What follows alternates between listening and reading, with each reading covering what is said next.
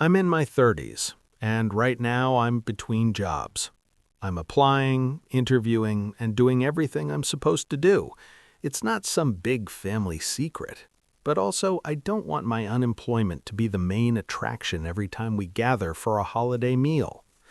So this weekend, we had our family Christmas dinner.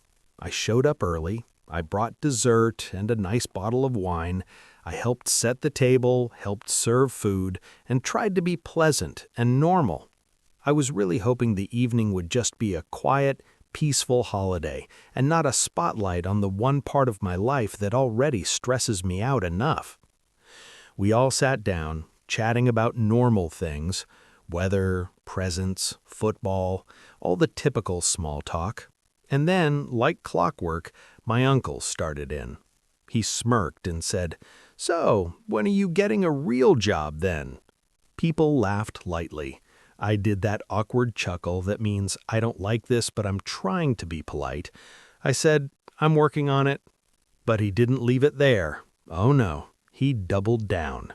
He said, "Must be nice having a permanent holiday, waking up every day and doing nothing. Wish I could have that luxury." More laughter. I forced a smile. I told myself to breathe. It's fine. It's family. Let it go. Then he said, "Maybe Santa can bring you a CV for Christmas." The laughter was louder that time. He clearly thought he was the funniest man alive. No one told him to cut it out. Not even a gentle, "All right, that's enough." Everyone just let him go on like this was peak comedy. After the fourth or fifth jab, I felt my patience wear down. I'm doing everything I can to get back on my feet. I'm already stressed, already struggling. I came to spend time with family, not to be their entertainment. So I looked him in the eye, calm voice, and said, "Can you drop it? I'm here for dinner, not to be roasted." He rolled his eyes and waved his hand like I was exaggerating. "Oh, come on," he said. "It's just banter. Don't be so sensitive." Everyone chuckled again. They looked at him like he was harmless, and I just sat there thinking, if it was really harmless, why does it hurt so much? I looked around the table. No one spoke up. No one defended me. No one said, "Hey, enough. He asked you to stop." They just let it keep happening. For a moment, I considered just sitting there for the rest of the night and pretending everything was fine. But my chest felt tight. My face was hot. The food didn't even taste like anything anymore. I thought, why am I forcing myself to stay somewhere I'm being ridiculed? So I put my fork down and quietly said, "Right, I'm heading off. Merry Christmas, everyone." And I stood up. The whole table froze. My uncle looked confused. My mom looked shocked. I grabbed my coat and walked out. I didn't slam the door. I didn't make a scene. I just left. It was supposed to be a holiday dinner, but it felt more like sitting in front of a firing squad. When I got outside, the cold air hit me like a reminder that I still had some control over my own dignity. I sat in my car for a moment, trying to process everything. I wasn't angry at first, just tired of being the punchline. I drove home and spent the rest of the night alone, eating leftover dessert from the tray I brought. And honestly, it was more peaceful than sitting there pretending I was fine. The next morning, my phone started buzzing. First message was from my mom.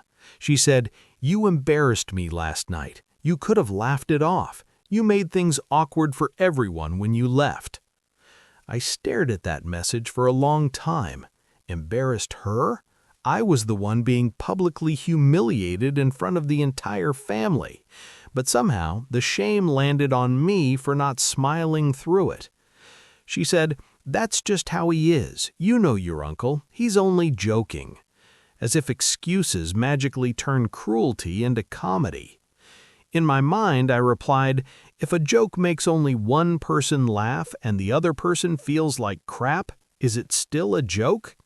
But all I actually wrote back was, "He can stop if someone asks him to stop. It wasn't funny anymore." My mom told me I should have thicker skin. She said it's rude to leave a family dinner just because of a little teasing. I wanted to ask her how many insults I was required to absorb before it becomes acceptable to remove myself. Because that's what this was. Not overreacting, not causing drama, just removing myself from a situation where I was the target. Nobody else knows what I'm dealing with: the job search, the financial worry, the anxiety, the feeling of being stuck, and being laughed at for something that already keeps me up at night. That's not banter, that's cruelty wrapped in a Christmas bow. I realized something important. If someone tells you that you're being sensitive, it usually means they're being insensitive and want you to tolerate it. If I stayed, I would be telling him and everyone else there that their behavior was fine. I would be teaching them that I can be disrespected without consequence. So now I'm here, wondering, was I wrong for leaving?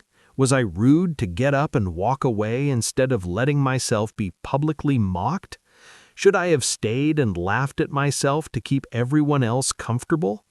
Or was that the first moment in a long time where I chose myself? Because honestly, if choosing self-respect makes me the villain, then maybe I'm okay being the villain.